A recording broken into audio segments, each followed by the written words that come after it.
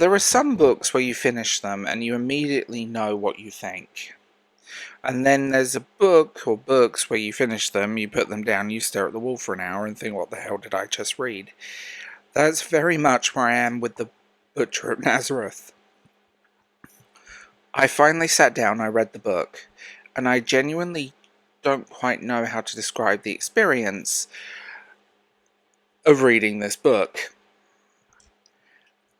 This isn't really a book where you can sit down and go through the plot and give a list of characters and tell you whether the pacing worked and give it 4 or 5 stars, whatever. I mostly want to talk about the atmosphere, because the Butcher of Nazareth has a very particular atmosphere. It feels dirty, claustrophobic, it's hot. It feels like there's something deeply wrong with the world you're walking around in, and the further you go into this book, the more you realise that you're not entirely sure whether the thing that is wrong with the world is actually the world, or whether it's the man you're experiencing it through. The basic premise is bonkers. You have a grieving butcher who is having visions of the apocalypse. He's convinced that Jesus of Nazareth is going to bring around the age of fire and ash. And he decides the only way to stop this future is to find Jesus and unalive him before the ministry begins. And obviously, this is not a particularly sane man. Things get considerably worse from here. The protagonist is one of those characters I keep trying to find words for, because someone described him as an anti-hero. He's definitely not that. Maybe a homicidal maniac, a murderer, a man suffering from what appears to be a paranoid delusion? Except, what if some of what he's seeing is real? And that's where the book gets kind of interesting, because the entire time you're reading it, there is this horrible uncertainty hanging over everything. Is this man completely insane? Is he experiencing divine prophecy? Is he interpreting something genuine through an absolutely broken mind? Or is he simply too damaged a man who has found a religious explanation for his own violence? And the book doesn't make that comfortable for you. This is not a nice protagonist. He murdered his own infant son. He murdered an innocent midwife. There was an unborn child involved. He carries around a mummified baby and at one point imagines himself pregnant. And you're just sitting there, and I'm just going through my brain like, Dove, what the actual bleep? Yeah, exactly. This is basically my reading experience. But the thing that surprised me, despite all of this, is I never felt like the book was trying to shock me. Because it could have.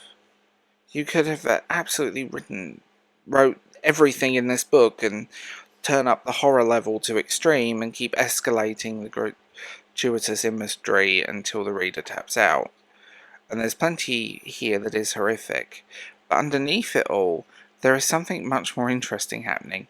This is a very strange book because it's about grief, it's about father and sons, it's about what people do when they desperately need their suffering to mean something. It's about faith, but it's not straightforward. It's not, do you believe in God? More like, what happens when you believe something so completely that you are willing to destroy yourself and everyone around you to make the belief true? Because the protagonist believes he's saving the world. He's not wandering around thinking, I'm a villain. He thinks what he's doing is necessary. He thinks the future apocalypse and all of this stuff, he has to get to Jesus before everything begins so he can prevent it. And then you have Jesus himself, which is probably one of the strangest things about this entire book. Jesus is probably the most normal person in the book. He's incredibly agreeable, basically the nicest, most reasonable man in this entire horrific story, and obviously that makes the central conflict even more disturbing, because you know exactly what this story and this man is meant to become. You know this. We all know the story by now.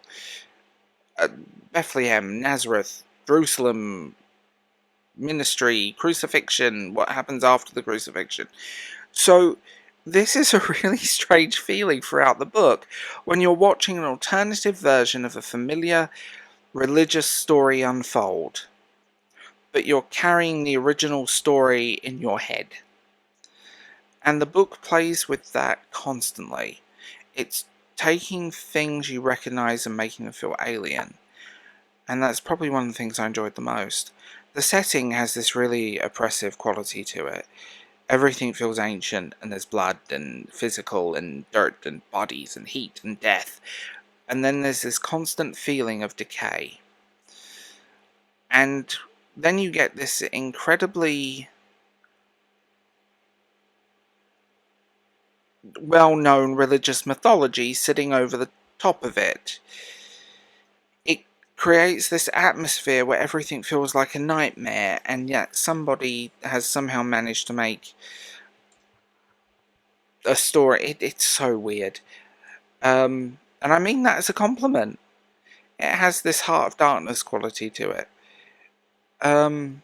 It's not copying that, by the way. It's just you follow this man deeper and deeper and deeper into something horrific, while simultaneously becoming less certain about what you're actually looking at. And the further you go, the less stable everything becomes. And I think that's why this book stuck with me. Because I expected extreme horror, I expected something dark, I expected religious stuff.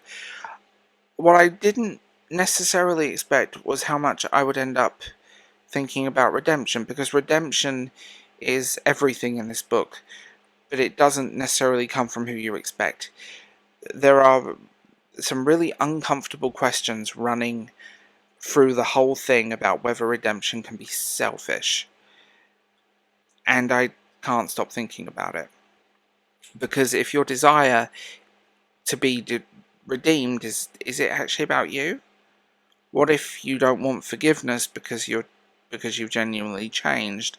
What if you want forgiveness because you cannot stand living with what you've done? Those are massively different things, and this book keeps pushing towards that final destination. Our protagonist has done things that would almost be impossible to comprehend, and yet you still see him desperately trying to construct a narrative where those things have meaning. Where were they necessary? Why did he just still somehow be the person who saves something? And I found that interesting. Like, psychology here is in play, because there's something very human about wanting your suffering to mean something, even when the person doing it objectively is an absolute fucking monster. And that's the part that really worked for the character for me. I don't like him. I don't think you're supposed to like him. I'm not even sure you're meant to feel sympathetic towards him. But he fascinated me, and that's much more interesting. There are moments where this book gets genuinely surreal. The mummified baby thing alone, like that, I mean, that could have come out of a fever dream. And the pregnancy imagery is very disturbing. But it all pushes in this sense where a man is losing his mind. And reading about a man trying to turn his psychological collapse into a religious experience, and the horrifying possibility that he may not be entirely wrong, but that's what hooked me, that uncertainty, because he's simply insane. Then there is a story about a deeply disturbed man committing horrific acts because of delusions, but if there is something actually supernatural, suddenly everything becomes much more complicated. The book refuses to make you comfortable, and it refuses to answer questions. It doesn't give you any easy answers. It leaves you sitting there in that horrible space between mind and madness, and I love that. I love books that trust you enough to not explain themselves. And there's this one gets your brain ticking. I also think that's why I ended up immediately going and into the author's other books, because I read this and thought, okay, I need to know what other stuff this writer has done. And I already read NSFW, which was amazing, and honestly I think brilliant, but I think Butcher of Nazareth might be his best work so far, but I'm going to be reading more of him. I'm just sitting here kind of coming out of it and just wondering, where did I go in this book? There's nothing cozy about this book. You're not going to come away from it feeling warm and spiritually reassured. Quite the opposite. It takes something that is incredibly familiar to a huge portion of the world and essentially says, right, let's make this horrible. What happened to the people around this story? And somehow it finds some really interesting questions burning underneath all the blood. And that's a fairly impressive book. Full kudos to the writer.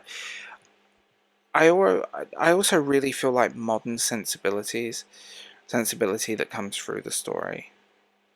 Because it's obviously dealing with biblical figures and events.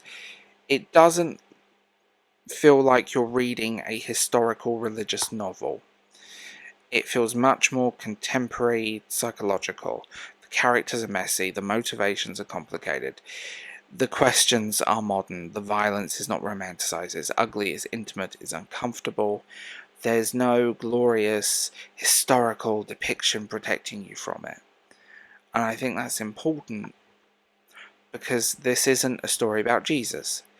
Jesus is obviously central to the premise, but the book is more interested in the man who has decided that Jesus must die, and that very distinct narrative, because you're not asking what if Jesus had never begun his ministry, you're asking what would a person have to believe about himself and the world to think killing someone was the righteous thing to do.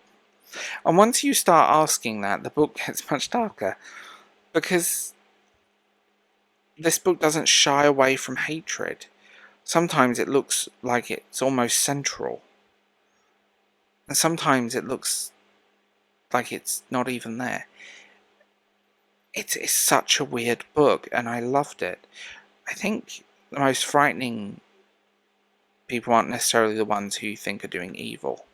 That's something I want to be very clear here. If people who are absolutely convinced they're doing the right thing, they're the scary ones, and this book takes that idea, runs it through blood, grief, religion, fatherhood, and the apocalypse into a horrific combination, and I mean that in the best possible way. Then you get the ending, and I'm not going to spoil it. I genuinely not going to spoil it because I think the conclusion works best if you don't know exactly what the book is about, but the end is gut-wrenching. And I just kind of sit here and I'm kind of brain fuzzled by this whole book. Seriously. You start wondering about what you would have been reading about this salvation, and it's just... I mean, the mind of the writer this book came out of is amazing. I can't stop thinking about it. And I mean that. And then you look at the character again, and it's like, because the world-saving mission actually might be a personal one. Maybe he's not trying to save the world. Maybe he's trying to find a way to live with himself. And those are not the same thing. So that's why I can't really call this review. I don't want to sit here and tell you this book, how you should read it, and whether it's historical fiction or whatever.